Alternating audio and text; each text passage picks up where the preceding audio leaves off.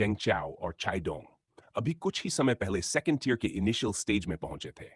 उनका सामना जिस टारगेट से था वह मिड स्टेज ब्रेक थ्रू के बेहद करीब था। वन ऑन वन लड़ाई होती तो शायद उन्हें डिसएडवांटेज होता, लेकिन दोनों ने मिलकर अटैक किया और जीत सिर्फ समय की बात थी। स्विश! गैंगस्टर ने जमीन से एक पत्थर उठाकर किक किया। जेंग चाओ साइड में हट गया। पत्थर फर्स्ट फ्लोर की खिड़की पर जा लगा। क्रैश! टूट गया। अंदर से गालियां सुनाई देने लगीं। काइडोंग ने पंच मारते हुए कहा, रेजिस्टेंस छोड़ दो, आज तुम एस्केप नहीं कर पाओगे। गैंगस्टर हाफते हुए बोला, मैंने बस कुछ इनर क्लोथ्स चुराए हैं, इतनी सी बात के लिए एबिलिटी मैनेजमेंट ब्यूरो के 2 इन्वेस्टिगेटर्स। बूम! जिंग चाओ ने पीछे से किक मारी।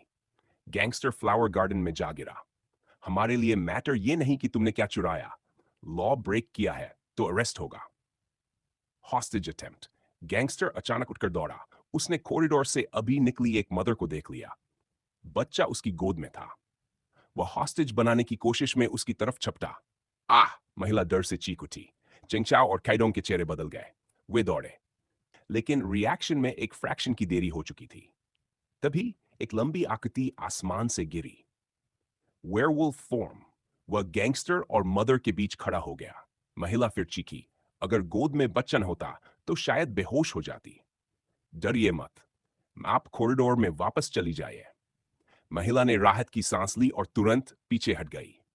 Direct suppression. लुओसोंग ने ठंडी नजर से गैंगस्टर को देखा। तुम दोनों हट जाओ, इसे मैं हैंडल करता हूं। काइडोंग और जेंग चाओ ने तुरंत एस्केप रूट्स ब्लॉक कर दिए। अब होस्टेज का कोई चांस नहीं था। स्लैश! लुओसोंग ने बिना वार्निंग दिए क्लॉ मारा। गैंगस्टर की बांह पर गहरा ब्लड मार्क बन गया। वह दर्द से सिहर उठा। वेयरवुल्फ फॉर्म में लुओसोंग सेकंड टियर हाई लेवल के बराबर ताकत रखता था। मिड स्टेज से पहले का यह गैंगस्टर उसके सामने ज्यादा देर टिक नहीं सकता था। 2 मिनट से कम, फाइट खत्म। गैंगस्टर की कई बोन्स फ्रैक्चर, शरीर पर गहरे क्लॉ मार्क्स। अगर लुओसोंग किलिंग अवॉइड न कर रहा होता तो मामला और जल्दी खत्म हो जाता। ऑनलुकर्स रेजिडेंट्स जमा हो चुके थे। सोचा नहीं था ऐसा क्रिमिनल हमारे कम्युनिटी में रहता है। सुबह मिला था मुझे ये, क्या क्राइम किया होगा। वेयरवुल्फ इन्वेस्टिगेटर तो बहुत कूल है। चाइडोंग ने सोनिक हैंडकफ्स निकाले। गैंगस्टर को कफ फॉर्म में लॉक किया। लुओसोंग इलाडेड। तीनों इन्वेस्टिगेटर्स लोगों की नजरों के बीच कम्युनिटी से बाहर निकल गए। शाम, सूरज डल चुका था। सिटी लाइट्स चमक उठी थी। रूम 601, बिल्डिंग 3, जोयू और वांगजारू का घर। फ्लैश! वाइटफे आ चुका था। मैं आ गया। वह किचन की ओर गया। एप्रन में कुकिंग कर रही थी। लिविंग रूम में बैठो, बस 2 डिशेस और बनानी है। डाइनिंग टेबल पर डिशेस ऑलरेडी रेडी थी। Living room scene. Air conditioner लगातार कूल एयर दे रहा था। जोयो सोफा पर क्रॉस लेग बैठी थी। Tight waist, hot pants, mobile scroll करते हुए खुद को फैन कर रही थी। लिनफे आया तो उसने मुस्कुराकर कहा, लिनफे, एक ऑरेंज पील कर दो ना। लिनफे सोलो सोफा पर बैठ गया। खाना है तो खुद पील करो। अरे, कितने हार्टलेस हो। तुम्हारे लिए क्रेफिश बनाते समय पसीने में भीग गई और अब ऑरेंज भी नहीं। ठीक है। फ्रूट प्लेट से ऑरेंज उठाया। हैंड्स डर्टी ना हो, इसलिए उसने टेलीकिनेसिस से पील किया। जोयू की सैड एक्सप्रेशन तुरंत ग्रिन में बदल गई। किचन में तुम्हारा क्रेफिश देखा, अच्छा लग रहा था। ऑफ कोर्स, मेरी कुकिंग स्किल टॉप लेवल है। लिनफे मन में बोला, बस एक डिश ही तो बनाई है। पील किया ऑरेंज उसे दे दिया। डिनर आने वाला है, आधा तुम खाओ आधा मैं। लिनफे ने आइस ब्लेड बनाया। ऑरेंज 2 हिस्सों में डिवाइड किया। दोनों ने शेयर किया। वांगशाओरू ने आवाज दी, डिनर रेडी। दोनों डाइनिंग टेबल पर आ गए। टेबल डिशेस से भरी थी। सेंटर में एक beautiful birthday cake. Candles light करो। ओके। उसने इंडेक्स फिंगर से फ्लेम निकाली। कैंडल्स जल उठी। रूम की लाइट बंद कर दी। डिम लाइट में केक की कैंडल्स चमक रही थी। एक शांत, वार्म मोमेंट। वॉर की टेंशन से दूर, यहां सिर्फ बर्थडे था। डाइनिंग रूम की इलेक्ट्रिक लाइट बंद हो गई। पूरा कमरा अंधेरे में डूब गया। बस ऑरेंज कैंडल लाइट हल्के हल्के फ्लिकर कर रही थी। उसकी चमक में तीनों के चेहरे लाल हो रहे थे। Happy birthday to you. Joyo और वांगशाओरू ताली बजाते हुए लिनफे के लिए बर्थडे सॉन्ग गा रही थी। लिनफे, ऐसे क्या देख रहे हो, जल्दी से विश करो और कैंडल्स ब्लो करो। जुनफे मन ही मन मुस्कुराया। मेरे पास मांगने के लिए क्या है, उसने आंखें बंद की, कुछ पल चुप रहा, फिर क्वाइटली विश कर लिया। हूं। आंखें खोलकर उसने कैंडल्स बुझा दी। जैसे ही कैंडल लाइट गायब हुई, कमरा पूरी तरह डार्क हो गया। स्नैप! लिनफे ने उंगली चटकाई। अगले ही सेकंड इलेक्ट्रिक लाइट फिर से ऑन हो गई। इस बार उसने माइंड पावर से स्विच एक्टिवेट किया। लाइट वापस आते ही वंगशारू उठी और बर्थडे केक को रेफ्रिजरेटर में रख दिया। डिनर के बाद केक प्रॉपरली खाया जाएगा। जोये और वांगशारू ने उससे उसका विश नहीं पूछा। अगर पूछती तो लिनफे बता देता, लेकिन दोनों मानती थी अगर विश पूरा होने से पहले बता दिया जाए तो वह काम नहीं करता, इसलिए वे कभी नहीं पूछती थी। खम लिनफे, ये क्रेफिश थे, स्कोर देना। जोयू ने एक क्रेफिश उठाकर उसके बोल में रख दिया। लिनफे ने आराम से पील किया, मीट निकाला और खाया। जोयो उसकी एक्सप्रेशन पढ़ने की कोशिश कर रही थी। डिलिशियस, ली ने सिर हिलाया। पहली बार में इतना परफेक्ट टेस्ट ऑनेस्टली एक्सपेक्ट नहीं किया था। वांगशारू हंस पड़ी। तुम्हें पता है इस क्रेफिश के लिए शाओयू ने इंटरनेट पर कितने वीडियोस देखे। एंट्रेंस एग्जाम से भी ज्यादा सीरियस थी। शाओरू, क्या बकवास कर रही हो, बस कैजुअली सीख लिया था। लिनफे हंसा। वीडियो देखकर इतना अच्छा बना सकती हो तो टैलेंट तो है ही। मैंने पहले ही कहा था, आई एम अ जीनियस, जोयो ने गर्व से कहा। लिनफे ने वांगशाओरू की sweet and sour pork ribs taste की। थम्स अप, तुम्हारी sweet and sour pork ribs हर बार बेहतर हो रही हैं। ये fried beef with egg try करो, अभी सीखा है। तीनों खाते रहे, बातें करते रहे। कमरा लाफ्टर से भर गया। उसी समय शाम किस बजे ईम्यू D21551 ट्रेन जोरदार आवाज के साथ रोंगचेंग रेलवे स्टेशन पर आकर रुकी। करीब 30 साल का एक आदमी अपना हैंडबैग उठाकर भीड़ के साथ उतर गया। स्टेशन लोगों से भरा था, लेकिन उसकी चाल स्टेडी थी। लगभग मट एक्चर में सेम लंबाई, मजबूत मसल्स, खाली pattern shirt, flat hair cut और सनग्लासेस। लोग उसकी नजर से बचते हुए रास्ता बदल रहे थे। स्टेशन से बाहर निकलते ही उसने एक टैक्सी रोकी। कार में बैठकर उसने पॉकेट से फोल्डेड पेपर निकाला। एड्रेस देखा, मास्टर टॉफर्न डेशेंग रोड। उसकी आवाज कम थी। ड्राइवर भी ज्यादा बोलने वाला नहीं था। रियर व्यू मिरर से वह आदमी को ऑब्जर्व करता रहा, लेकिन उस आदमी को किसी की परवाह नहीं थी। विंडो के बाहर की टॉल बिल्डिंग्स भी उसकी अटेंशन नहीं खींच पा रही थी। आधे घंटे बाद टैक्सी डेस्टिनेशन पर रुकी। उसने पैसे दिए और सामने खड़े 5 स्टार होटल में चला गया। रूम पहले से बुक्ड था। फ्रंट डेस्क पर डॉक्यूमेंट्स दिखाए गए। रिसेप्शनिस्ट उसे उसके रूम तक छोड़ आई। बूम! डोर बंद होते ही उसने हैंडबैग बेड पर फेंक दिया और विंडो के पास जाकर नाइट व्यू देखने लगा। कुछ देर बाद उसने वॉलेट निकाला। अंदर से एक फोटो बाहर निकाली। फोटो में 40 साल का एक मिडिल एज्ड मैन था। Ring ring, hello. रोंगचेंग पहुंच गए? अराइव्ड। सिचुएशन तुम्हें पता है। कैपिटल चेन सिर्फ 4 दिन और चलेगी। 3 दिन में मैटर सेटल होना चाहिए। Don't worry, 2 days max. Call खत्म हुआ। वह बाथरूम में गया, शावर लिया। बाहर आकर होटल स्टाफ को लैंडलाइन से डिनर ऑर्डर किया। डिनर के बाद उसने फोन में 10 PM का अलार्म लगाया। बेड पर लेटा और 2 मिनट में सो गया। वापस बर्थडे डिनर। ये क्रीम तुम्हारी ज्यादा है, लिनफे ने केक का पीस काटकर जोयुए को दिया। लिनफे, क्या मुझे मोटा बनाना चाहते हो? उसने सस्पिशियस नजर से पूछा। मैं ऐसा दिखता हूं? अगर पसंद नहीं तो क्रीम मैं खा लेता हूं। इतना कहकर उसने फोर्क से उसके केक की क्रीम स्कूप करनी शुरू की। डोंट टच माई केक, जोयू और पर टेक ब्रेक करने लगी। उसका यह अचानक झुकना लिनफे का फोकस पूरी तरह डिस्टर्ब कर गया। इडियट! फिर हार गया। उसने तुरंत नजर हटा ली और कॉम दिखने की कोशिश करते हुए नाइफ से केक काटने लगा। जोयू को कुछ पता ही नहीं चला। उसने फोर्क से छोटा बाइट लिया। स्वीट टेस्ट से उसकी आंखें हल्की बंद हो गईं। शाओरू, ये तुम्हारा। रिक्वेस्ट के मुताबिक ज्यादातर क्रीम हटा दी है। वांग शाओरू हंसते हुए बोली, इतना बड़ा पीस शायद फिनिश न कर पाऊं। कोई बात नहीं, जोयो ने मुंह भरे हुए कहा। बचा तो मैं हेल्प कर दूंगी। लिनफे ने जोयो की तरफ देखा और मुस्कुराया। शाओरू, जब जोयो साथ है, तुम्हारी वरी अननेसेसरी है। आखिर में लिनफे ने अपने लिए भी पीस काटा। फोर्क से बाइट लिया। उसकी आंखें हल्की चमक उठी। वाओ! ये बर्थडे केक सीरियसली डिलिशियस है। कहां से खरीदा? ये तो शाओ से पूछो। केक उसी ने अरेंज किया है। लिनफे ने जोयुए की तरफ देखा। जो यू ने मुंह में भरा केक निगला और बोली, ये केक पैसे से आसानी से नहीं मिलता। मेरी एक स्टूडेंट है, प्राइवेट केक बिजनेस करती है, बिना रेफरेंस के ऑर्डर नहीं लेती। नॉर्मली कस्टम केक बनवाना इजी नहीं होता। तुम्हारा बर्थडे था तो स्पेशली उससे बनवाया। लिन फेई ने सिर हिलाया। आजकल पर्सनल कस्टमाइजेशन का ट्रेंड काफी पॉपुलर है। कई लोग एडवांस बुकिंग के बाद भी महीनों वेट करते हैं, सिर्फ इसलिए क्योंकि वो एक्सक्लूसिव चीज चाहते हैं। लंबा इंतजार, लेकिन लोग कहते हैं वर्थ इट। लेकिन लिनफे ऐसा नहीं था।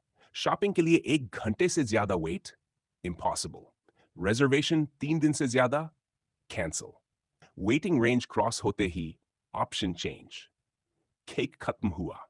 अब आया गिफ्ट सेशन। लिनफे लिविंग रूम में टीवी देख रहा था। जो यूए और वांग शाओरू बेडरूम में गईं बर्थडे गिफ्ट्स लेने।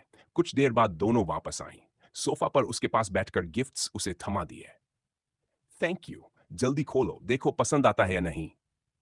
पहला गिफ्ट वारू का था। बॉक्स खोला, अंदर लेदर बेल्ट। लिनफे थोड़ा सरप्राइज्ड हुआ। मैं हाल ही में बेल्ट खरीदने का सोच रहा था और तुमने दे दी। This is perfect, I really like it. असारू बस मुस्कुराई। असल में उसने नोटिस किया था, कई बार क्लोथिंग स्टोर्स में लिनफे की नजर बेल्ट सेक्शन पर रुक जाती थी। वहीं से आइडिया आया। अब मेरा खोलो, जोयो ने इम्पेशेंट होकर कहा। लिनफे ने उसका गिफ्ट खोला। बॉक्स में एक फाइल बैग था। उसने खोलकर देखा। अंदर फिल्म में सील्ड कुछ ओरिजिनल मैन्युस्क्रिप्ट्स। मुझे पता है तुम्हें ये कॉमिक पसंद है, मुस्कुराई। तो उसी कार्टूनिस्ट के ओरिजिनल मैन्युस्क्रिप्ट्स ले आई। लिनफी आंखें सच में चमक उठी। ये तो कमाल है। तुम सच में जोयू हो। ओरिजिनल मैन्युस्क्रिप्ट लाना आसान नहीं होता। बस कुछ मैन्युस्क्रिप्ट्स ही तो है, जोयू ने कैजुअली कहा। लेकिन ये नहीं बताया उन्हें खरीदने के लिए उसने कितनी मेहनत की। उसी रात मूनलाइट हल्की थी। स्टार्स भी जैसे लेजी मूड में थे। अर्ली समर की रात, दिन भर की हीट के बाद अब हल्की ठंडी हवा बह रही थी। एक बाइसिकल धीरे धीरे सड़क पर चल रही थी। उस पर झुका हुआ एक युवक शेन वुफेंग। एक ऑर्डिंग आया था स्ट्रगल करने। Life 9996 routine. आज भी ओवरटाइम करके लौट रहा था। मिडनाइट करीब था। पेट भूख से मरोड़ रहा था। लेकिन कूल समर ब्रीज उसके फ्रस्ट्रेशन से कॉन्ट्रास्ट कर रही थी। लो सैलरी के कारण उसने रिमोट कम्युनिटी में रेंट लिया था। बिल्डिंग में एलिवेटर नहीं था। 5th फ्लोर तक सीढ़ियां। अभी सोचकर हितकान बढ़ गई। कंप्लीट हुआ था। बॉस ने एक दिन की लीव दी थी, मिलेगा। उसका घर अब दूर नहीं था। अगर वो अपने लिविंग रूम की विंडो से देखे तो नीचे सड़क पर खुद को देख सकता था। उसने ऊपर देखा और उसी मोमेंट हिस, उसकी सांस अटक गई। पूरी बिल्डिंग में सिर्फ उसके फ्लैट की लाइट ऑन थी। विंडो के सामने लॉन्ग हेयर वाली एक वुमन खड़ी थी। व्हाइट सिलुएट साफ दिख रही थी और ऐसा लगा जैसे वो नीचे उसे ही देख रही हो। हे, डर के मारे बाइसिकल कंट्रोल से बाहर हो गई। सीधे टेलीफोन पोल से टकरा गई। डैम! शेन वुफेंग ने गाली दी, बाइक उठाई।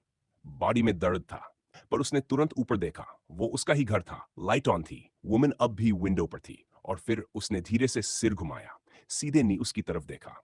शेन वुफेंग की ब्रीदिंग अनस्टेबल हो गई। ये कौन है? मेरे घर में कैसे? थीफ? आजकल इतने बोल्ड? खिड़की पर खड़े होकर क्या कर रही है? जो भी हो, घर जाना ही होगा। वो बाइक घसीटते हुए कम्युनिटी में दाखिल हुआ। रास्ते में एक बड़ी ब्रिक उठा ली, जस्ट इन केस। उसके फुटस्टेप्स की आवाज गूंज रही थी। पुरानी वॉइस एक्टिवेटेड लाइट्स फ्लिकर कर रही थी। On off. फिर घर के दरवाजे पर पहुंचा। डोर इंटैक्ट था, लेकिन पीपहोल से लाइट लीक हो रही थी। अंदर कोई था। उसने ब्रिक कसकर पकड़ी, डोर खोला।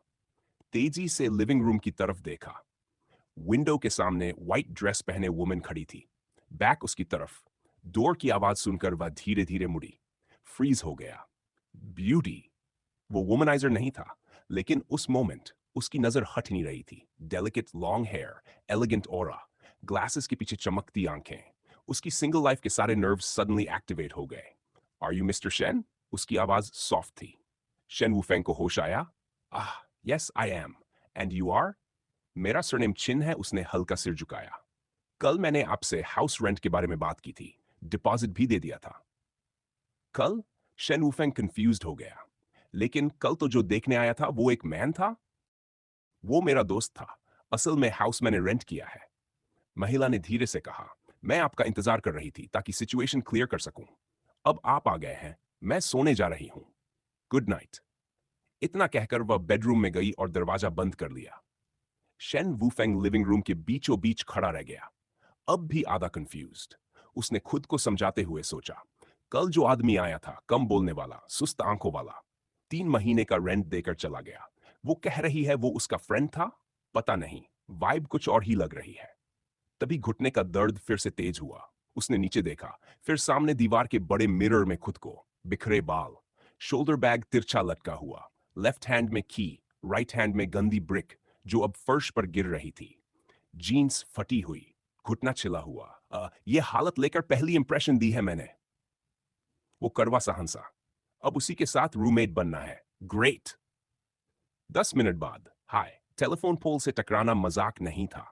जीन्स फटी, घुटने पर गहरा कट, उसे सच में डाउट था कहीं बोन तो अफेक्ट नहीं हुई। किसी तरह बॉडी साफ की, ब्रिक हटाई, मड धोया, बेडरूम में वापस आया, फोन देखा। वन, अब तक खून सॉक तक पहुंच चुका था। घर में डिसइंफेक्टेंट नहीं था, बस पानी से धोया, टिश्यू से दबाया, लेकिन ब्लीडिंग रुक नहीं रही थी। उसे गॉज और हीमोस्टैटिक ऑइंटमेंट चाहिए था। आज तो किस्मत ही खराब है, वो बड़बड़ाया। मिडनाइट में विंडो पर खड़ी ब्यूटी को 2 सेकंड ज्यादा क्या देख लिया। नॉक नॉक नॉक, वो चौंक गया। हे भगवान, कहीं उसने सुन तो नहीं लिया। लंगड़ाते हुए डोर खोला। बाहर व्हाइट ड्रेस में वही महिला, हाथ में medicine box, calm expression. Miss Chin. Hello. Shen Wufeng nervous था। वो कुछ नहीं बोली। उसके घुटने की तरफ इशारा किया, फिर मेडिसिन बॉक्स की तरफ। ओह, थैंक यू। वो बॉक्स लेने बढ़ा, लेकिन मिस चिन सीधे कमरे में आई, बेड पर बॉक्स रखा। घुटने को देखकर भौहें हल्की सिकुड़ी। मैं बैंडेज कर दूं? नहीं, मैं कर लूंगा। इधर आइए, दूसरी बार कहा। शेनफेंग मना नहीं कर पाया। असल में वो चाहता भी नहीं था। वो बेड पर बैठ गया। हीमोस्टेसिस, गॉज रैपिंग, एक सुंदर महिला के हाथों बैंडेज होना, पेन सच में कम लग रहा था। टेक्निक्स काफी स्किल्ड है, उसने सोचा। क्या ये एंजल इन व्हाइट है? थैंक यू मिस चिन, उसने कहा। वो बैंडेज करते हुए बोली, ऊपर से मैंने सब देखा। आप टेलीफोन पोल से इसलिए टकराए क्योंकि मैं विंडो पर खड़ी थी? आह, नहीं, मतलब थोड़ा रीजन था।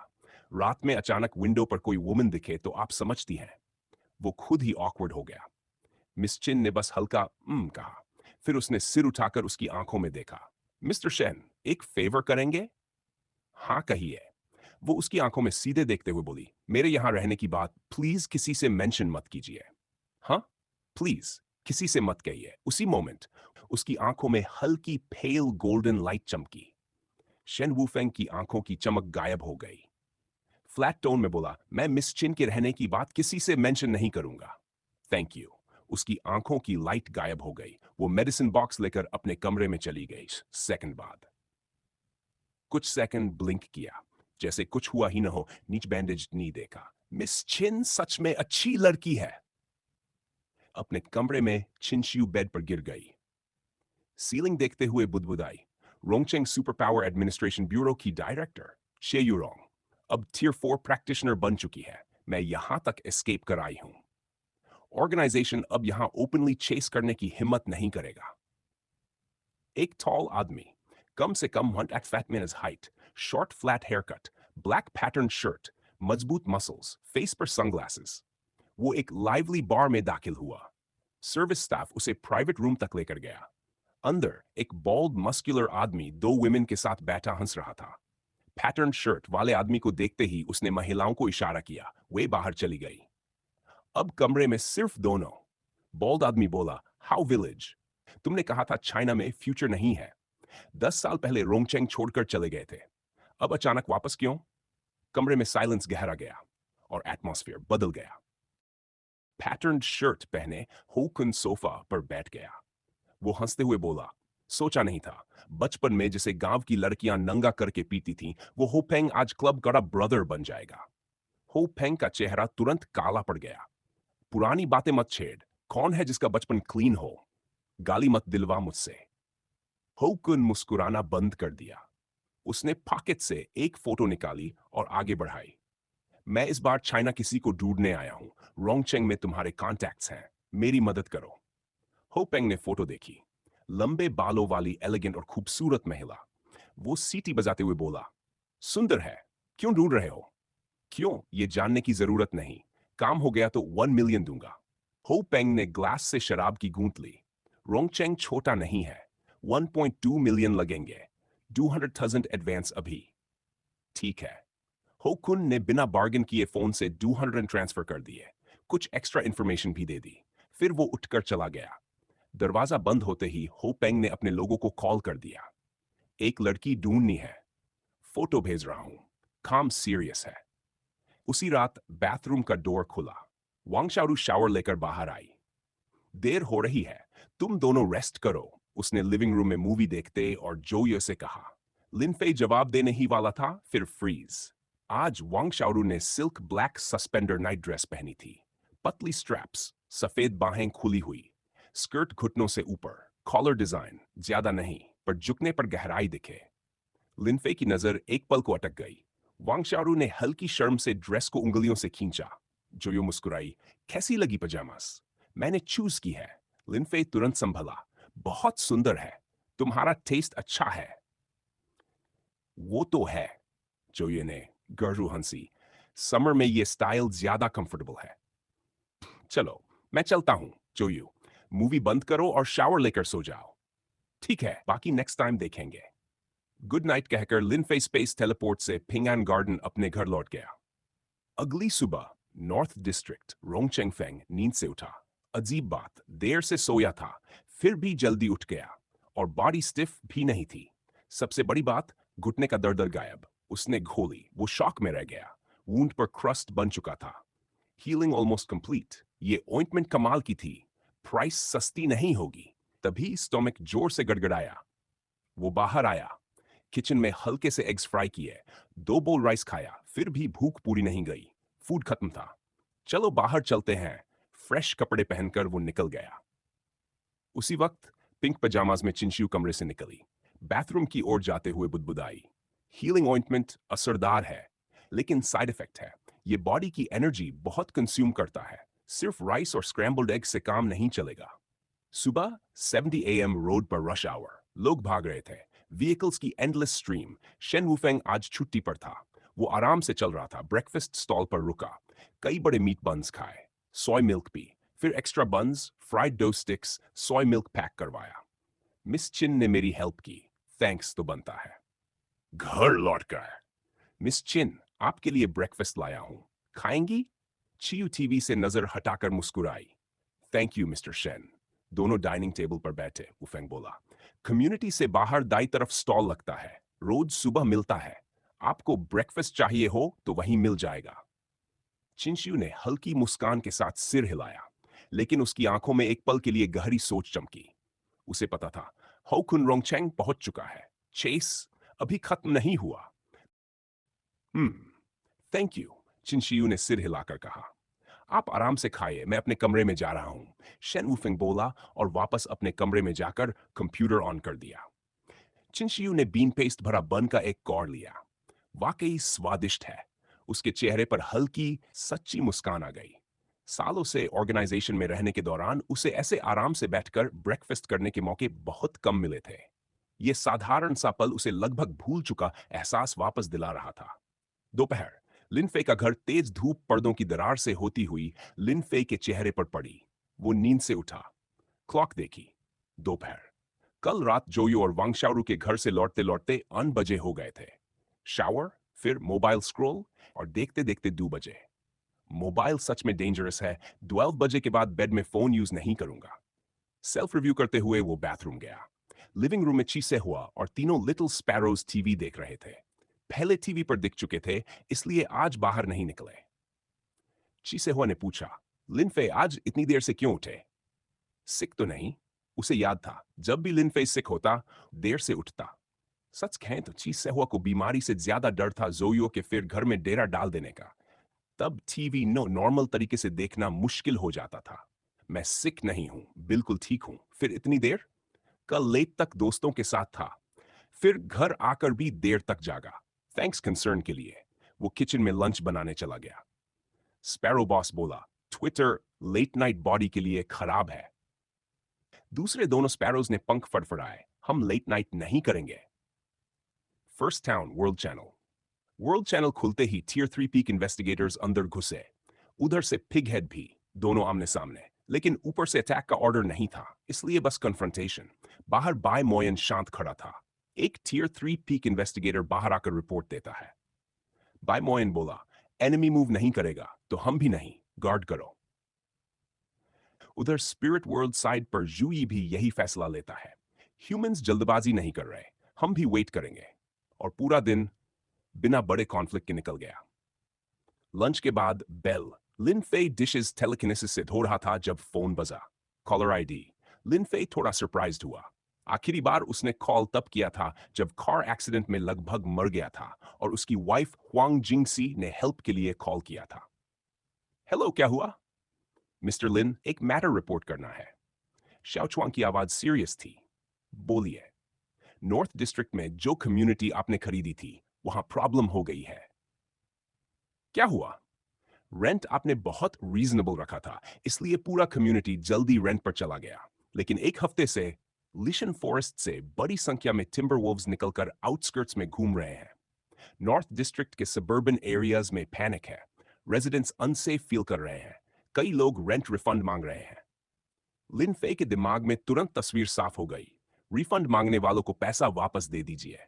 टिम्बर वोल्व्स का इश्यू मैं हैंडल करूंगा। जोशन समझ गया, मामला जल्दी सॉल्व होगा। कॉल खत्म। लिन फे बेडरूम में गया, कपड़े बदले। लिविंग रूम में बोला, मैं बाहर जा रहा हूं, हाउस संभालना। और अगले पल वो वहीं से गायब। नॉर्थ डिस्ट्रिक्ट लिशन फॉरेस्ट के बाहर कई एलियन हंटर्स टीम्स घास में सर्च कर रही थी। टियानफेन ने स्ट्रॉ हैट ठीक करते हुए कहा, ये टिम्बर वोल्व्स सच में इरिटेटिंग है, मिल ही नहीं रहे। अचानक रुक गई। उसकी नजर सामने घनी घास पर टिक गई। हमने शायद किसी चीज को डिस्टर्ब कर दिया है। घास के भीतर हल्की हरकत हुई, हवा भारी हो गई। कम्युनिटी क्राइसिस अब सिर्फ अफवाह नहीं रहने वाला था। तपती धूप के नीचे दूर घास के बीच अचानक काले धब्बे एक एक करके उभरने लगे। वे तेजी से शीतोंग और बाकी लोगों की ओर बढ़ रहे थे। शुरू में साफ दिखाई नहीं दे रहा था। कुछ ही सांसों बाद शीतोंग ने उन ब्लैक स्पॉट्स की असली पहचान देख ली। वह टिम्बरवुल्व्स का झुंड था। खड़े हुए रोए, मजबूत शरीर और भयानक चेहरे। टिम्बरवुल्व्स। टियानफेन ने भी असामान्य हलचल देख ली। उसने सिर से स्ट्रॉ हैट उतारकर एक तरफ फेंक दिया, हथियार कसकर पकड़ा और ऊंची आवाज में बोली, सब सावधान रहो, अलग मत होना, नहीं तो ये हमें घेर लेंगे। शेइतोंग ने दूर खड़े और बाकी साथियों को आवाज दी। साइकी सिनर्जी के विस्फोट के बाद से जंगल और वीराने के असली शासक इंसान नहीं रहते। अबराज उन जानवरों का था जिनमें साइचिक अवेकनिंग हो चुकी थी। साधारण भेड़िए ही काफी खतरनाक होते हैं, और ये टिम्बरवुल्व्स तो एलियन बीस्ट बन चुके थे। इनकी खाल इतनी टफ होती है कि साधारण चाकू असर नहीं करते। इनके दांत स्टील तक काट सकते हैं। जिन हंटर्स के पास कल्टीवेशन नहीं होता, उनके लिए इनसे सामना करने का मतलब लगभग मौत होता है। और सबसे बड़ी बात, ये समूह में शिकार करते हैं। घंटों तक अपने शिकार का पीछा कर सकते हैं। इसलिए अनुभवी एलियन हंटर्स भी अकेले इनसे भिड़ने से बचते हैं। ये झुंड कुल 35 टिम्बर वोल्व्स का था, हर एक लगभग 1.5 मीटर लंबा। जैसे ही शुए युतोंग ने चेतावनी दी, वे और पास आ गए। अब उनके रोने, बाहर निकली जीभ और मुंह से टपकती बदबूदार लार साफ दिखाई दे रही थी। झुंड का leader tier 2 high level strength का था। उसकी एक लंबी हुंकार के साथ पूरा झुंड फैल गया और शेइतोंग की टीम को चारों तरफ से घेर लिया। सबकी नसें तन गई। शेइतोंग, तियानफेन, लिन शाओहुआ, जांग शाओबिंग, जू दाली, येवू, जाओ कुन, सभी की नजरें सामने खड़े भेड़ियों पर जमी थीं। गिरने के बावजूद उनके दिल में निराशा नहीं थी, क्योंकि इस ऑपरेशन में सिर्फ वे ही नहीं थे। श्वेतोंग पहली कम्युनिकेशन डिवाइस से रैली सिग्नल भेज दिया था। दूसरी टीमें उनकी ओर बढ़ रही थीं। टिम्बर वोल्फ लीडर ने इंसानों के शांत चेहरों को देखा। उसकी आंखों में उलझन थी। यह प्रतिक्रिया वैसी नहीं थी जैसी वह उम्मीद कर रहा था। शा शा शा। दूर घास में तेज हलचल हुई। कई परछाइयां तेजी से आगे बढ़ रही थी। अब टिम्बर वोल्फ लीडर को खतरे का एहसास हुआ। उसने तुरंत पीछे हटने का संकेत दिया, लेकिन देर हो चुकी थी। चारों दिशाओं से 7 टीमें, कुल शेविड्यू एलियन हंटर्स आकर खड़ी हो चुकी थीं। हर रास्ता बंद। हा हा, आखिर पकड़ ही लिया तुम्हें। आज कोई नहीं बचेगा। दूर से एक भारी आवाज गूंजी। टियर 2 हाई लेवल स्ट्रेंथ वाला एक आदमी अपनी टीम के साथ सामने आया। पहले सपोर्ट के लिए लाउची आया। थियनफेन ने धीरे से कहा। कुछ ही मिनटों में बाकी 6 टीमें भी पहुंच गई। अब स्थिति पलट चुकी थी। भेड़िए एक साथ सिमट गए। वो टिम्बरवुल्फ लीडर की आंखों में तिरस्कार था। घबराहट गायब हो चुकी थी। चलो, वक्त मत बर्बाद करो, लाउच ने कहा। ठीक है, सबने एक साथ जवाब दिया। सबने अपने अंदर की साइकिक एनर्जी एक्टिवेट की। हथियार ओरा से चमक उठे। किल। एलियन हंटर्स एक साथ आगे बढ़े। रोर। लेकिन तभी दाईं ओर के जंगल से 5 विशाल ग्रिजली बीस्ट निकल पड़े। विशाल शरीर, धूसर बाल, लाल आंखें, ठंडे चमकते दांत। एक टियर 2 हाई लेवल है, बाकी 4 मिड लेवल। सीधे मत भिड़ना, पीछे हटो, लाउची चिल्लाया। अब दोनों पक्षों की ताकत लगभग बराबर थी। कमाल है। टिम्बर वोल्व्स ने बैकअप भी छिपा रखा था। लिन शाहुआ ने दांत भींचते हुए कहा। गर्म हवा का झोंका आया। माहौल भारी हो गया। लड़े तो भारी नुकसान तय, पीछे हटे तो सामने वाले पीछा करेंगे। रोर, दोनों तरफ तनाव बढ़ता गया। पीछे हटते हैं, इस हालत में जीत भी बेकार होगी, एक टियर 2 अर्ली स्टेज हंटर बुदबुदाया। पीछे हटेगा तो मर जाएगा। अभी पीछे हटे तो ये तुरंत हमला करेंगे। शीतोंग चुप रही, होंठ भींचे, पूरी तरह कॉम्बैट रेडी। लेकिन समय बीतने के साथ कुछ हंटर्स का मन डगमगाने लगा। पीछे खड़े कुछ लोग धीरे धीरे सरकने लगे। सॉरी, मैं निकल रहा हूं। कुछ लोग चुपके से भाग खड़े हुए। एसहोल, पीछे खड़े हंटर्स गुस्से से चिल्लाए। रोर, वू। ग्रिजली बीस्ट और टिम्बरवुल्फ लीडर ने मौका भांप लिया। अगले ही पल वे झपट पड़े, सब साथ में। लाउची चिल्लाया और सीधे टिम्बरवुल्फ लीडर की ओर लपका। भागने वालों से बाद में हिसाब होगा, पहले इन्हें खत्म करो। कुछ फियर्स हंटर्स दहाड़ते हुए आगे बढ़े। अब असली टकराव शुरू हो चुका था। एलियन हंटर्स और एलियन बीस्ट्स आपस में भीषण टकराव में उलझ चुके थे। 6-7 लोग गिर चुके थे। कम्बैट पावर साफ घट चुकी थी। लेकिन एक फर्क था, इंसान दिमाग से लड़ते हैं। कई हंटर्स पहले भी साथ मिलकर मिशंस कर चुके थे। उनकी कोऑर्डिनेशन ने बीस्ट को काफी परेशान कर रखा था। शीतोंग जानती थी इस वक्त उसका पहला काम क्या है। उसे tier 2 high level grizzly beast को रोककर रखना है। बस समय खरीदना है, ताकि बाकी लोग दूसरे टारगेट्स खत्म कर सकें। वह विशाल ग्रिजली भी सामने खड़ी इंसानी आकृति को देख रहा था। टिम्बर वुल्फ लीडर को 2 टियर 2 ह्यूमंस रोक रहे थे और उसके सामने सिर्फ एक। क्या उसे कम आंका गया है? उसकी स्कारलेट आंखों में एक पल के लिए डाउट चमका, फिर वह गुस्से में बदल गया। भालू स्वभाव से ही चिड़चिड़े होते हैं। अवेकनिंग के बाद उनकी शक्ति भी बढ़ी थी और गुस्सा भी। रोर! धरती कांपी, धूल का गुबार उठा। उसके स्टील जैसी 4 क्लॉज हवा चीरते हुए शेइतों की ओर छपटे। केयरफुल! पीछे से तियानफेन चीखी। अगले ही पल शेडों की आकृति धुंधली हुई। एक आफ्टर इमेज छूटा। दोनों पंजे खाली हवा चीरते रह गए। वह पलटकर पीछे पहुंची, उछली, हवा में चढ़ी। बाएं हाथ से स्टील जैसे बालों को पकड़कर दाएं हाथ से सोर्ड पूरी ताकत से उसकी पीठ पर दे मारा। डिंग! आवाज धातु टकराने जैसी थी। वार असरहीन।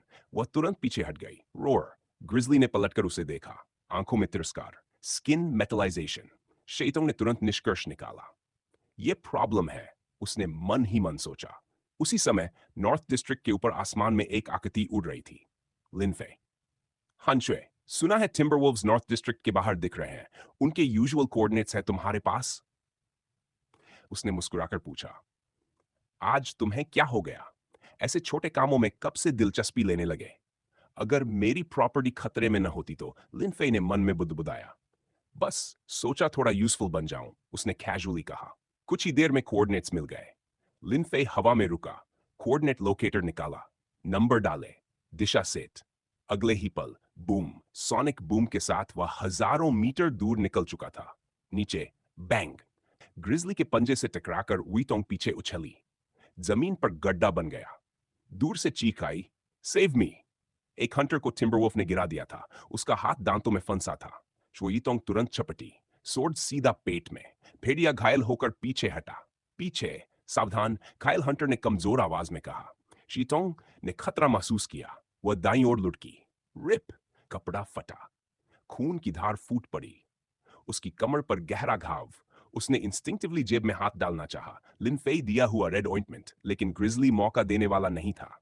उसने पंजे से लगा खून चाटा। आंखों में उत्तेजना भर गई और फिर पागलों की तरह टूट पड़ा। तियानफेन, शेइतोंग घायल है, सपोर्ट करो। आ रहा हूं। लेकिन एक मिड लेवल ग्रिजली रास्ता रोक चुका था। समय बीतता गया। एलियन बीस्ट्स की स्टेमिना अब साफ दिख रही थी। ह्यूमंस की कमजोरी बढ़ती जा रही थी। खून लगातार बह रहा था। शेइतोंग का चेहरा पीला पड़ चुका था। उसने एक और वार में ग्रिजली के चेहरे पर गहरा घाव बना दिया। लेकिन उसके बाद दुनिया हल्की सी घूमी। एक्सेसिव ब्लड लॉस, वह समझ गई अगर ऐसे ही चला तो ज्यादा देर नहीं टिक पाएगी। रोर! घायल ग्रिजली और उग्र हो गया। शेइटोंग ने दांत भींचे। उसने अपनी एबिलिटी एक्टिवेट की। उसके पैरों के नीचे की घास मुरझाने लगी। उसकी स्ट्रेंथ और स्पीड एक बार फिर बढ़ी। ये आखिरी दांव था। ग्रिजली ट्रक की तरह दौड़ा। धरती हिली। शेइटोंग ने कमर से हाथ हटाया। नजरें सीधी टारगेट पर टिकाई। बस अब फुल पावर क्लैश होने ही वाला था। तभी हवा को चीरती एक तीखी आवाज आई। एक सफेद ग्लो आसमान से गिरा और दौड़ते हुए ग्रिजली से टकराया। अगले ही पल बूम! धूल का बादल उठ गया। सबकी सांस रुक गई। कोई आ चुका था।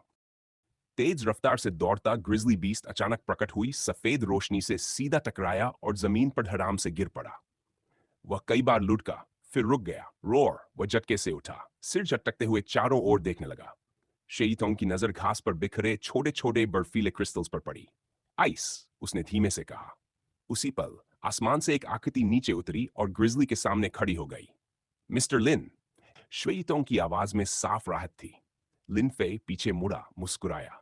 मिस शुई, क्या संयोग है, यहां मिलेंगे सोचा नहीं था। श्वेइतोंग कुछ बोलने ही वाली थी कि कमर के घाव ने छटका दिया। हिस! वह दर्द से सांस खींची, लेकिन उसके मन में अब डर नहीं था। उसने अपनी आंखों से देखा था लिन फे ने टियर 3 पीक बीस्ट को भी कैसे खत्म किया था। आज वे बच गए थे। पहले ब्लीडिंग रोकिए। लिन फे शांत स्वर में बोला। इन बीस्ट्स को मैं संभालता हूं, फिर आपकी हीलिंग कर दूंगा। ओके। शीतोंग ने जेब से वह रेड ऑइंटमेंट निकाला जो लिनफे ने पहले दिया था और सावधानी से घाव पर लगाया। उधर ग्रिजली की स्कारलेट आंखें गुस्से से जल रही थीं। रोर! To slow. लिनफे ने हल्का सा साइड स्टेप लिया। हमला खाली गया। उसने दाहिना हाथ उठाया। हवा में ऑरेंज रेड फ्लेम्स इकट्ठा होने लगीं। कुछ ही सेकंड में उसकी हथेली में एक शॉर्ट फ्लेम स्पीयर बन चुका था। ब्रेक! सिर्फ मन में एक शब्द। स्पीयर बिजली की तरह निकला, सीधा ग्रिजली की पीठ में धंसा। इस बार स्किन मेटलाइजेशन बेकार, फर फटा, मांस चिरा। अगले ही पल फुच्ची। फ्लेम स्पीयर सीने के आर पार निकल गया। गर्म खून उछला, लेकिन बह नहीं पाया। उच्च तापमान ने उसे तुरंत भाप बना दिया। लिनफे पीछे हट गया। बूम! फ्लेम स्पीयर भीतर से फटा, दिल चकनाचूर।